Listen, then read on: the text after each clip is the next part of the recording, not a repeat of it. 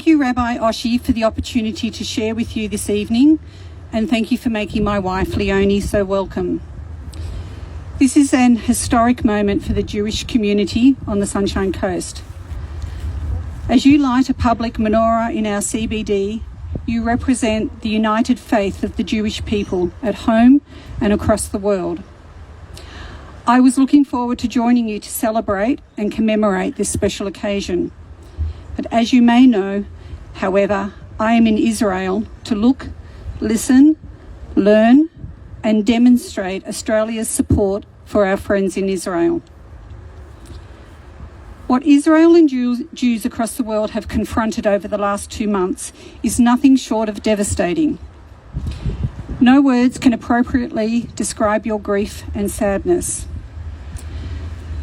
Leonie and I were at the United Nations in New York when the war started, and we saw the beginnings of the pro-Palestinian protests and the anti-Semitism which soon followed. I have seen the raw footage of the attacks on October 7. I have spoken with the loved ones of hostages and with soldiers of the Israel Defence Force.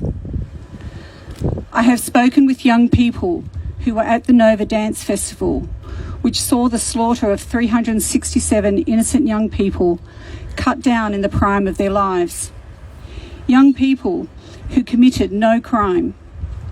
Their crime, in the eyes of their attackers, was nothing more than to be Jewish.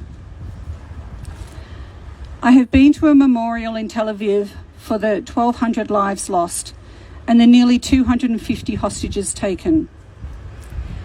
At the time of the lighting of this menorah, I will be down south visiting some of the kibbutzes that were attacked. And now I have seen firsthand the terror brought to bear by Hamas against the people of Israel. Israel, in its inimitable way, is getting on with life. Shops are open and daily life continues. It's quite surreal to know that just an hour away from where I slept last night, there is a war raging.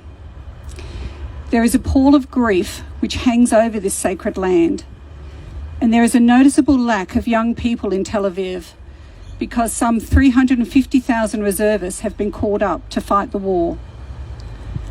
For Jews across the world, but particularly those living in Israel, this war, these threats posed by Hamas terrorists, are an existential threat to the survival of the State of Israel. Israel did not start this war, but I have no doubt that it will finish it. Unfortunately, we have also witnessed the shameful anti-Semitism, racism and hate incited by both Hamas apologists and misinformed protesters on our own streets and across social media.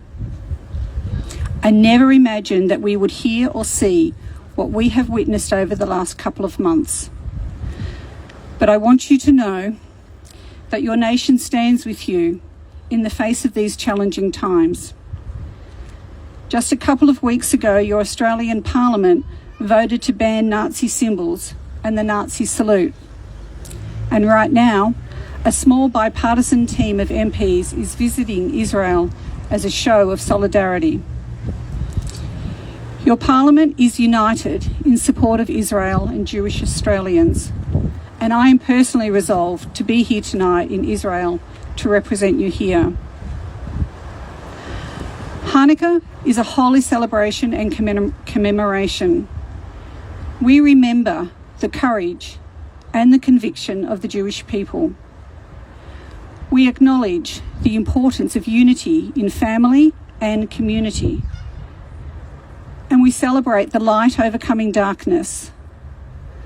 While the dark scourge of terror and hate rears its head once again, the promise of light overcoming darkness could not be more pertinent and important. It is the light of faith, hope and love which guides our celebration over this festive season. And it is this faith, hope and love for God, love for one another and love of country, which will overcome evil. One of my own spiritual leaders, St. Francis of Assisi, said, "All the darkness in the world cannot extinguish the light of a single candle." And I think it was King David who said it best in the Psalms. You, Lord, keep my lamp burning. My God turns my darkness into light. May our lights burn brighter. May our lamps burn stronger. And may the oil never run empty. I wish you all a blessed Chanukah and join you in praying for the peace of Jerusalem now and always. Shalom. Andrew Wallace, Federal Member for Fisher.